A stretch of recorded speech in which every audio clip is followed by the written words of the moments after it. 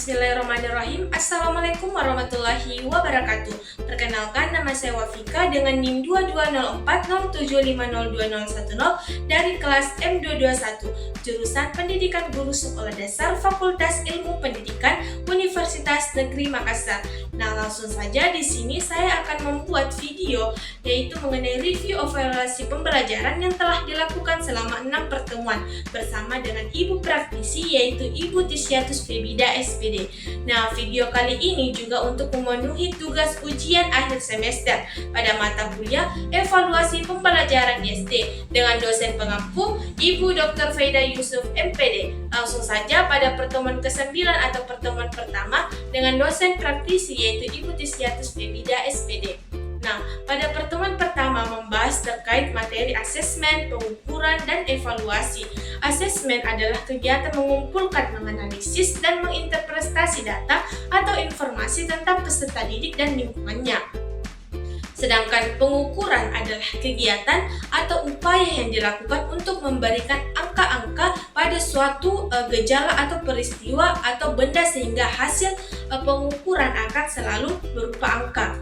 Nah, selanjutnya yaitu evaluasi. Evaluasi adalah proses pemberian makna atau penetapan kualitas hasil pengukuran dengan cara membandingkan angka hasil pengukuran tersebut dengan kriteria tertentu.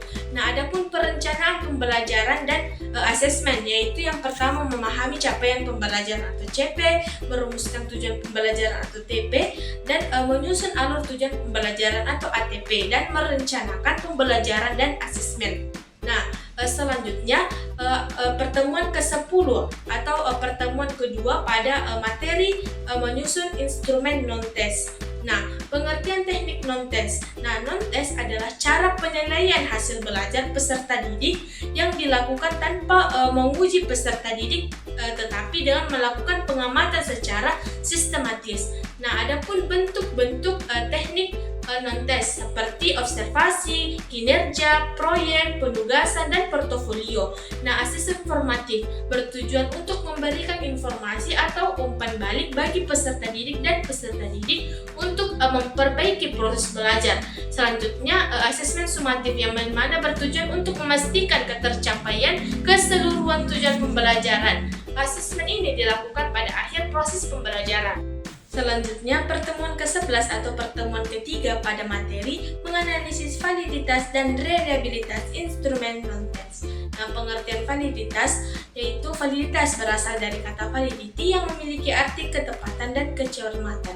Nah, sedangkan pengertian reliabilitas adalah reliabilitas berasal dari kata reliability. Reliability berarti sejauh mana hasil suatu pengukuran dapat dipercaya. Hubungan validitas dan reliabilitas yaitu validitas sesuai antara konsep dengan kenyataan, sedangkan reliabilitas yaitu kesesuaian hasil-hasil pengukuran. Nah, selanjutnya pertemuan ke-12 atau pertemuan keempat pada materi penilaian afektif. Nah, afektif menurut KBBI yaitu berkenaan dengan perasaan seperti takut, cinta, sedangkan ranah afektif yaitu seperti atau sikap merupakan bentuk emosional seperti perasaan, minat, sikap, dan kepatuhan. Adapun karakteristik ranah afektif yaitu sikap, minat, konsep diri, nilai, dan moral, serta ada 10 langkah pengembangan instrumen penilaian afektif. Yang pertama itu menentukan spesifikasi instrumen, menulis instrumen, menentukan skala instrumen, menentukan sistem penskoran, menelaah instrumen, merakit instrumen, melakukan uji coba, menganalisis instrumen, melaksanakan pengukuran, dan menafsirkan hasil pengukuran. Selanjutnya, pertemuan ke-13 atau pertemuan kelima pada materi penilaian psikomotor.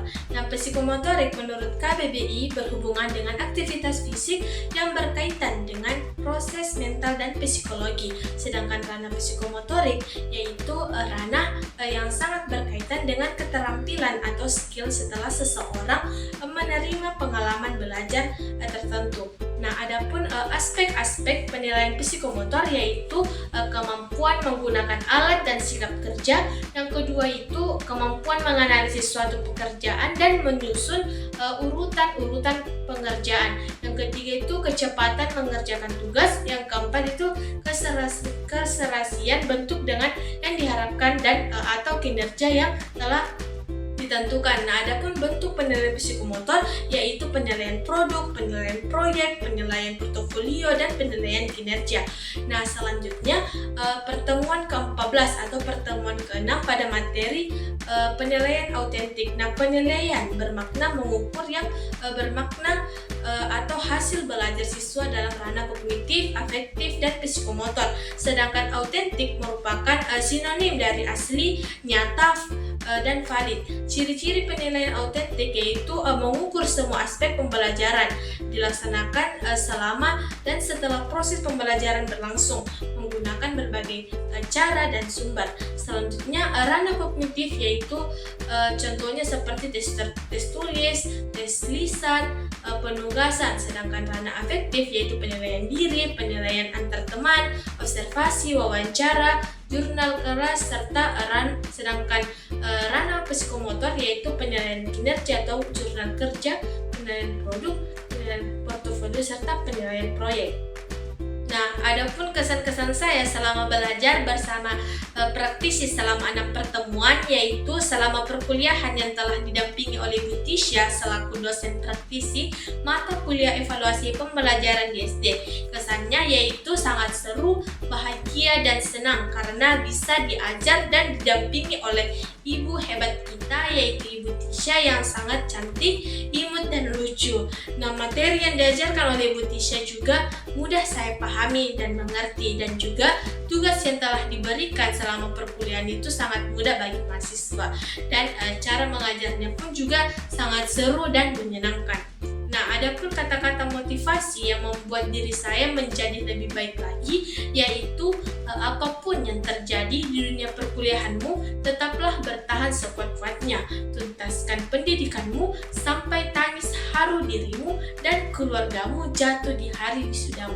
Semangat, jangan sampai gila ya.